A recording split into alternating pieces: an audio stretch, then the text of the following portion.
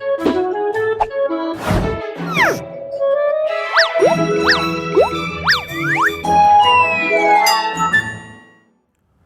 sejahtera dan salam bahagia pelajar-pelajar sekalian. Bertemu kembali dalam episod yang seterusnya untuk subjek ekonomi.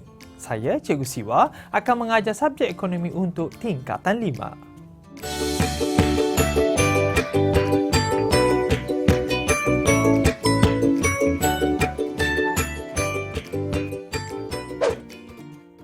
Perdagangan antarabangsa. Maksud perdagangan antarabangsa: urusan import dan ekspor barang dan perkhidmatan antara satu dengan negara lain yang dipanggil dasar ekonomi terbuka. Selalunya, bahan yang diekspor merupakan lebihan dalam negara, manakala bahan-bahan ataupun barang atau perkhidmatan yang diimport merupakan tidak cukup ataupun tiada di sesebuah negara tersebut. Sebagai contoh, Malaysia mengekspor petroleum, gas asli cecair ke Singapura. Sebagai diimport, Malaysia mengimport jentera seperti kelengkapan pengangkutan dari negara Jepun dan Jerman. Ia merupakan di antara urusan perdagangan antarabangsa. Bagi menerangkan konsep perdagangan antarabangsa, carta ini ataupun grafik ini dapat memberikan pengetahuan yang baik, di mana perdagangan antarabangsa perlu wujud di antara pembeli ataupun dalam bahasa Inggeris dipanggil buyer dan juga penjual iaitu seller, di mana pembeli akan mewujudkan ataupun meminta barang atau perkhidmatan daripada penjual. Maka dalam proses ini, penjual akan menjual barang tersebut kepada pembeli dengan menghantar ataupun dipanggil dalam bahasa Inggeris transport the shipment or the goods kepada pembeli. Maka dalam proses ini, pembeli perlu membayar kepada penjual. Maka transaksi ini wujud cross the border ataupun melibatkan di antara dua negara. Di sinilah proses perdagangan antarabangsa wujud, di mana pembeli ataupun pengimport akan membeli barang daripada penjual yang dipanggil pengekspor. Di sini, urus niaga ini melibatkan perdagangan antarabangsa melibatkan beberapa buah negara. Pelajar sekalian, telah pun cikgu terangkan bagaimanakah proses perdagangan antarabangsa ini boleh wujud. Maka di sini, modus operandi adalah pembeli dan penjual. Ia melibatkan di antara ekspor dan import. Sama ada dalam sesebuah negara, sudah pasti mereka akan mengekspor dan mengimport. Mengekspor barangan yang lebih dalam negara, manakala mengimport bagi barangan yang kurang wujud dalam negara. Sebab itulah di antara dua jenis perdagangan ataupun konsep perdagangan antarabangsa wujud.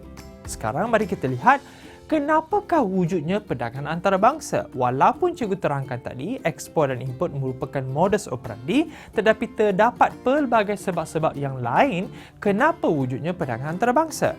Mari kita lihat huraian cikgu sediakan. Sebab wujudnya perdagangan antarabangsa. Yang pertama adalah sumber semula jadi. Sebagai contoh, Malaysia kaya dengan sumber semula jadi sebagai petroleum. Negara Afrika, contohnya Ghana, kaya dengan koko.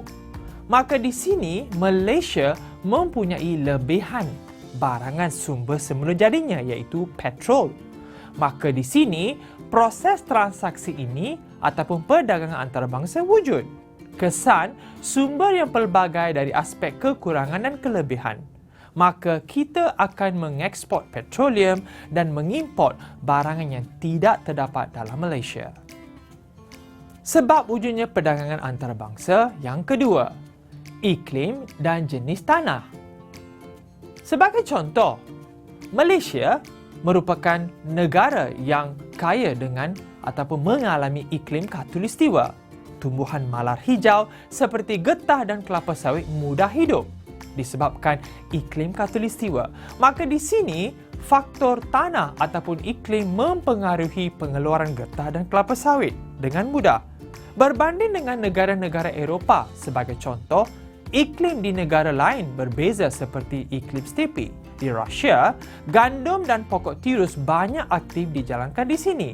Maka di sini dapatlah anda membezakan di antara kenapa wujudnya perdagangan antarabangsa bukan kerana salah satu sebab sumber semula jadi, tetapi iklim dan jenis tanah juga boleh menyebabkan kenapa wujudnya perdagangan antarabangsa. Ini kerana kedudukan sesebuah negara dalam bentuk muka bumi menyebabkan wujud kelebihan dan kekurangan. Kebanyakan negara tidak boleh menanam getah dan kelapa sawit, maka mereka menggunakan hasil daripada negara kita untuk diekspor ke negara mereka. Dan kita pula akan mengimport barangan-barangan yang tidak dapat ditanam dalam negara kita. Itulah sebab kedua kenapa wujudnya perdagangan antarabangsa. Sebab ketiga, kenapa wujudnya perdagangan antarabangsa? Budaya masyarakat. Dari segi budaya masyarakat, setiap negara mempunyai budaya yang berbeza ataupun terkenal dengan sinonim sesuatu negara tersebut. Sebagai contoh, bila disebut negara Jepun, apa yang akan dilihat ataupun wujud dalam fikiran kita adalah pengeluaran barangan elektrik dan juga kereta merupakan paling famous ataupun terkenal di negara Jepun. Kapal terbang, kebanyakan syarikat-syarikat pengeluar kapal terbang di dunia adalah berasaskan di Amerika Syarikat. Paris pula terkenal dengan pereka fashion dan minyak wanginya. Dan Istanbul pula dengan Turkish Delight. Ia merupakan di antara sebab-sebab wujudnya budaya masyarakat yang menyebabkan negara kita ataupun negara-negara lain mengimport dan mengekspor barangan-barangan tersebut. Sebab seterusnya, kenapa wujudnya perdagangan antarabangsa adalah harga faktor. Kebanyakan negara-negara membangun menggunakan kaedah buruh ataupun intensif buruh kerana buruh dalam sesebuah negara itu adalah murah. Maka, negara tersebut menggunakan buruh dalam pengeluarannya. Berbeza pula dengan negara maju seperti Jepun dan negara Eropah, mereka menggunakan kaedah modal. Maka di sini, pembelian barangan dari negara ini akan murah jika pembuatan barangan berdasarkan intensif yang digunapakai. Sebagai contoh, pembelian barangan buatan tangan ataupun dalam bahasa Inggeris dipanggil handmade sangat mahal jika dibeli dari negara Eropah berbanding dengan pembelian dari negara India ataupun China. Ini kerana handmade ataupun dipanggil buatan tangan menggunakan kaedah buruh. Maka, kaedah buruh di negara India dan China murah berbanding dengan di negara Eropah sangat mahal. Maka di sini, harga faktor turut mempengaruhi sebab wujudnya perdagangan antarabangsa. Sebab wujudnya perdagangan antarabangsa ataupun sebab terakhir adalah cita rasa pengguna turut menggalakkan perdagangan antarabangsa. Di Malaysia, terdapat pelbagai budaya dan kaum yang hidup di dalam negara Malaysia. Disebabkan budaya yang berbeza, maka permintaan turut berbeza. Sebagai contoh, kaum Melayu, terutama sekali pada bulan Ramadan, mempunyai permintaan yang sangat tinggi untuk buah kurma, terutama sekali bulan puasa. Maka buah kurma tidak dapat ditanam di negara kita. Maka barangan ini diimport dari negara Arab. Berbeza dengan kaum Cina, pada tahun baru Cina, permintaan kepada buah mandarin adalah sangat tinggi.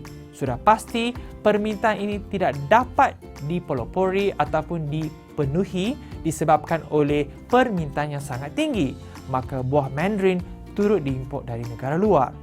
Berbeza pula dengan kaum India, mereka gemar memakan makanan rempah, maka cili diimport dari negara India. Ia merupakan bagaimana cita rasa pengguna yang berbeza turut mempengaruhi perdagangan antarabangsa. Pelajar-pelajar sekalian, telah pun cikgu terangkan kenapakah sebab wujudnya perdagangan antarabangsa. Yang pasti, harga faktor, sumber semula jadi, cita rasa pengguna, iklim dan jenis tanah dan juga budaya masyarakat merupakan di antara sebab-sebab wujudnya perdagangan antarabangsa. Sekarang mari kita lihat pula apakah persamaan dan perbezaan perdagangan dalam negeri dengan luar negara. Persamaan dan perbezaan antara perdagangan antarabangsa dalam dan luar negara. Persamaannya adalah mengamalkan pengkhususan, mendapatkan untung, memenuhi keperluan dan kehendak pengguna, dan persamaan yang masih wujud adalah meningkatkan taraf hidup rakyat, melibatkan pengguna dokumen dan yang terakhir memerlukan perkhidmatan sokongan yang sama seperti pengangkutan, insurans, bank dan seterusnya. Ia merupakan persamaan yang wujud tak kisah sama ada dalam negara ataupun luar negara. Inilah sebab-sebab kenapa wujudnya perdagangan antarabangsa. Tetapi perdagangan antarabangsa dan juga perdagangan dalam negeri sangat berbeza dari aspek kebudayaan, dari aspek mobiliti faktor pengeluaran, dari aspek bahasa, dari aspek sukatan dan timbangan, pasaran, sekatan perdagangan, mata wang, dokumen dan juga jarak serta kos. Ia merupakan di antara perbezaan yang wujud dalam perdagangan dalam negeri ataupun luar negara. Pelajar sekalian, walaupun wujudnya sebab perdagangan antarabangsa, telah cikgu terangkan di antara persamaan dan perbezaan perdagangan dalam negeri ataupun luar negara, di mana-mana negara yang mewujudkan perdagangan dalam negeri ataupun luar negara mempunyai aspek yang sama, iaitu tujuan memenuhi keperluan kehendak. Walaupun begitu, perdagangan dalam negeri ataupun luar negara melibatkan dua negara yang berbeza. Maka di sini, kos, sukatan, jenis sekatan akan melibatkan ataupun terlibat dalam konsep ini. Sebab itulah ia sangat berbeza dalam negeri dan luar negara. Sekarang, mari cikgu terangkan pula apakah kepentingan perdagangan antarabangsa yang boleh wujud kesan daripada perdagangan yang wujud di antara dua buah negara ataupun pelbagai hala.